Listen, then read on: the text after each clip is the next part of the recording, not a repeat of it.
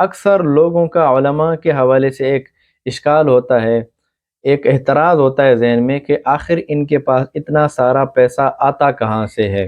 نہ ان کا بزنس ہوتا ہے، نہ وہ تجارت کرتے ہیں کوئی خاص، لیکن اس کے باوجود ان کے پاس اتنی مہنگی مہنگی گاڑیاں اور اتنی مہنگی مہنگی گھڑیاں وہ پہنتے ہیں، اور ان کے ہاتھ میں آئی فون موبائل ہوتا ہے، ان کے پیچھے گارڈ ہوتے ہیں، سیکیورٹی ہوتی ہے، گاڑی ہوتی ہے۔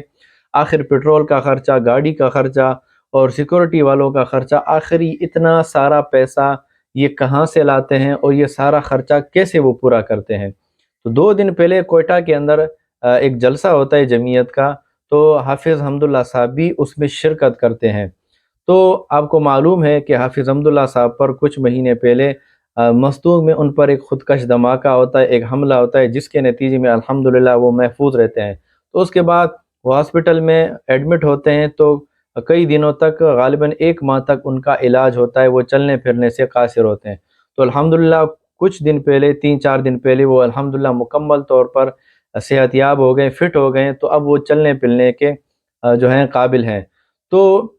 2 دن پہلے، 3 دن پہلے کوئٹہ کے اندر جلسہ ہوتا ہے۔ جلسے سے جب حافظ حمداللہ صاحب فارغ ہوتے ہیں تو جمعیت کا جیالہ جو ان سے محبت کرنے والے ہوتے ہیں، صوبہ بلوچستان سے ان کا تعلق ہوتا ہے، احمد نورزائی ان کا نام ہے، تو وہ جو ہیں تقریباً لینڈ کروزر گاڑی ان کو گفٹ میں دیتے ہیں، وہ ان کے حوالے کرتے ہیں۔ آپ سکرین پر دیکھ سکتے ہیں کہ شو روم سے نئی گاڑی نکلواتے ہیں اور ان کے حوالے کرتے ہیں تاکہ آپ محفوظ رہیں، کوئی آپ کو تکلیف نہ پہنچائے۔ یہ جو گاڑی ہے یہ بلٹ پروف ہے اور یہ بم پروف بھی ہے، اس پر نہ بم اثر کرتا ہے، نہ جو ہے گولی اثر کرتی ہے۔ تو اس طرح جو ہے علماء کی لوگ خدمت کرتے ہیں، ان کے پاس لوگ آتے ہیں، محبت کرنے والے ہوتے ہیں، ان سے پیار کرنے والے ہوتے ہیں، ان کے دلوں میں علماء کی محبت ہوتی ہے، احترام ہوتا ہے۔ تو اس محبت اور احترام کے نتیجے میں جو ہے کوئی تحفے دیتا ہے، کوئی تحائف دیتا ہے، کوئی اپنی طرف سے گھڑی دیتا ہے، کوئی عطر دے دیتا ہے، کوئی جناب جو اس کی دل کی خواہش ہوتی ہے، جو پسند کی چیز ہوتی ہے، وہ علماء کے حوالے کر دیتے ہیں۔ چاہے وہ گھڑی دے دیں، چاہے وہ موبائل دے دیں، چاہے وہ چھوٹی گھڑی دے دیں، یا وہ گاڑی دے دیں، یا وہ گھڑی دے دیں،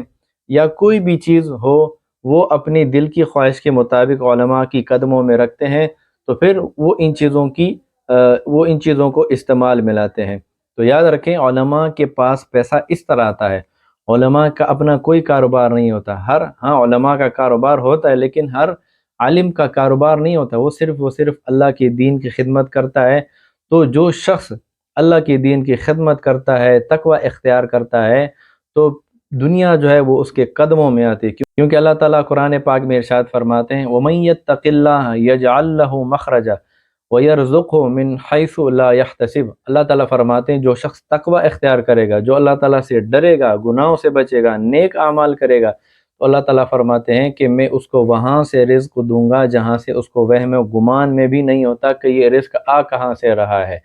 تو عوام اسی طرح محبت کرتے ہیں اپنے مسجد کے امام سے، علماء سے، حافظ سے، قاری سے، تو جو ان کی خواہش ہوتی ہے وہ اپنے من پسند کی چیزیں اپنے عالم کے سامنے، مولوی کے سامنے، مفتی مولانا کے سامنے رکھ دیتے ہیں، تو پھر وہ اس طرح وہ لوگوں کی اشیاء استعمال کرتے ہیں، کیونکہ ہدیہ ہے، کیونکہ آپ صلی اللہ علیہ وسلم نے فرمایا کہ جو شخص ہدیہ دے تو اس کو نہیں ٹھکرانا چاہیے، تو لوگ ہدیہ دیتے ہیں، تو اس طرح وہ بہت ساری جو ہے وہ چیزیں اکٹھی کر لیتے ہیں اور وہ لوگوں کی اشیاء جو ہے استعمال کرتے ہیں۔ میں امید کرتا ہوں آپ کو تمام میری باتیں سمجھ میں آ گئی ہوں گی، لہذا اب یہ اعتراض کرنا چھوڑ دیں کہ